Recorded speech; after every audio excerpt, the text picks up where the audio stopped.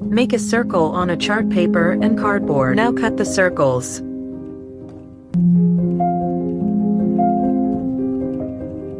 Paste the circles with each other.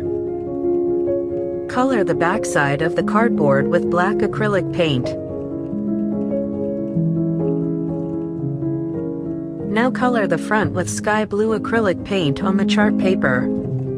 Now write the text and make design as per your preference with a pencil. Now color the text and design.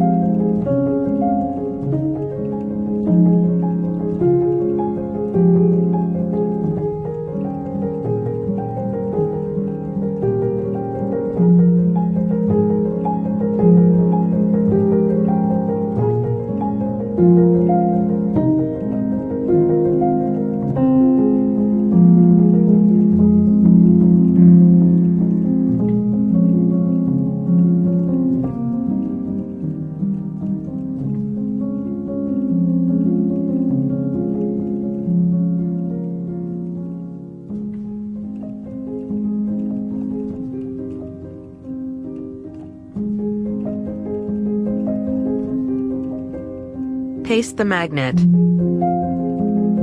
Final look.